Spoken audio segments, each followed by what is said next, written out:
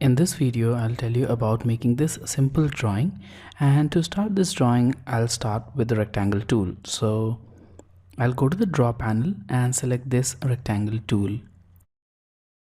Now click anywhere in the drawing area and that starts your rectangle. Now type add, and in this case, the length of a rectangle is 16. So type 16, comma, the height is 1. So 1 and press enter. So that makes a tiny little rectangle. Let's zoom in and bring it in the drawing area. Now we need to add a reference line, and to do that I'll select the line tool, click on this point and click upwards. Now I'll add a distance of 10 unit. As you can see there in the drawing, we have this distance. Now press enter again to repeat the line tool, go to this endpoint and add a distance of 4 unit and press enter. Now we need to add another line which is right over here, and the gap between both of these lines is 0.8. So let's go to offset and add an offset distance of 0.8, press enter.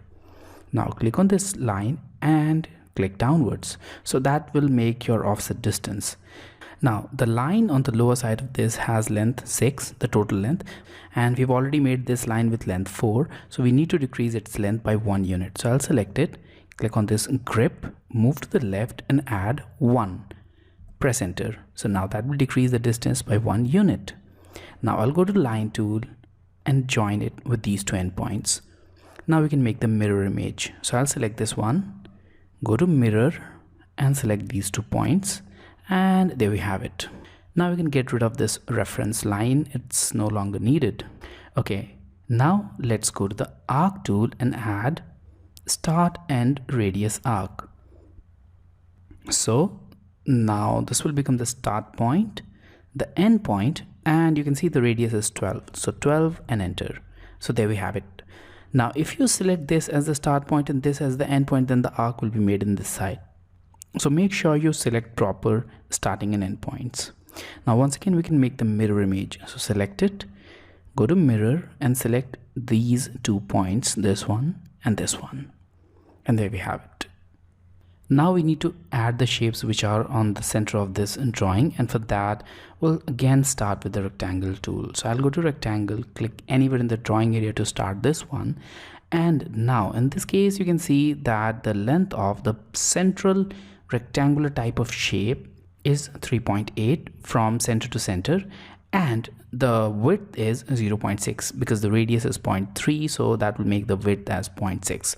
So we'll do that. So I'll type at 0.6, that's the width, and the height is 3.8 and press enter. So that makes the shape which is on the center of this drawing. Now we need to add the fillets here, and for that I'll actually use the trim tool. So I'll go to trim, press enter and trim this one as well as this one. And now you can actually use the fillet tool to add the rounded shapes. So go to fillet and you can select any radius and select these 2 lines. So for that I'll first explode them to convert them into simple lines. I'll go to fillet and once again I'll repeat the process, and look at this. So now we have this semicircular shape. So I'll go to fillet again, repeat it on this side. So there we have it. So make sure that you explode this drawing, and once you explode it and convert it into simple line geometry, you'll be able to add this kind of semicircular shape in between these 2 parallel lines. Okay, so we have the shape. Now we need to move it here. So to move it here we need some reference lines, and in this case I'll make the reference using this line tool. Again I'll go to this midpoint and add a distance of 5 unit.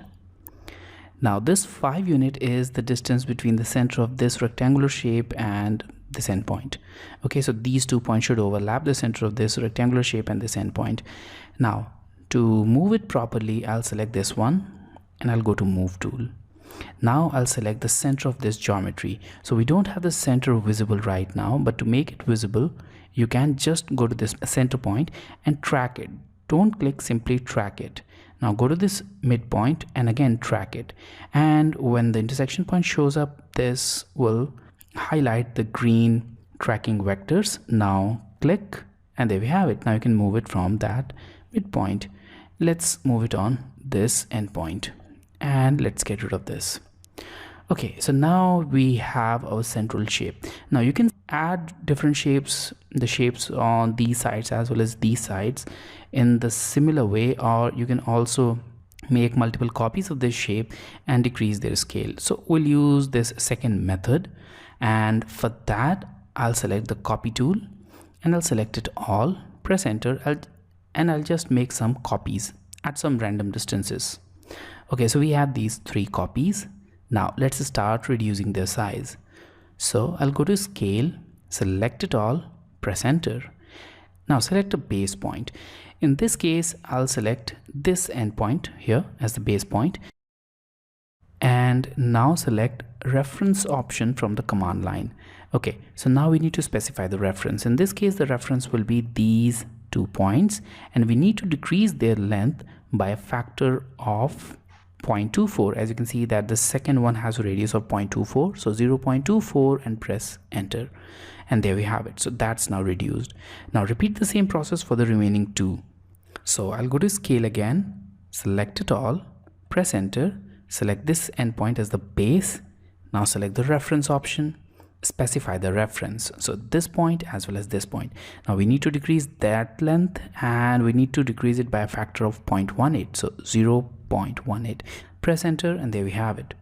And lastly for this one as well, so scale, select it all, press enter, and once again select this base point, reference, these 2 points, and this time the length is 0.12, and press enter. So we have all the 3 shapes here. Now we need to move it properly in the respective position, and for that we need to first overlap them. So to move them properly and to overlap them, we can first join them. So select it all, type J, press enter, that will join it into a single segment, and repeat the process for the remaining one. So select them all, make sure that only these are selected, J, enter, and look at this. So they are now joined into single units. Now we need to move it properly, and for that I'll go to object snap option and make sure that this geometric center is on. Now that will allow us to select the central point of all of these objects directly without tracking all those points. Now I'll go to move, select this one, press enter, and now you can clearly see the geometric center. Move it to this one, select it, go to move, go to this center point where here you have the geometric center, move it here, and repeat the process for this last segment. So move, and there we have the geometric center, move it on this one. Okay, so all of these are now overlapping, so let's now move them. So select this one, go to move tool, select the geometric center, and now the gap between this geometric center and the last one is 3, and press enter. Now I'll go to move again, select the second one, press enter, go to this geometric center, apply the distance of 2, press enter again. To repeat the move command, select it, press enter, this geometric center, and this distance is 1, and press enter. And now we have the final shapes. We only need to make mirror image. So select all the 3 segments, go to mirror, go to this midpoint and click here and press enter, and that makes our final drawing.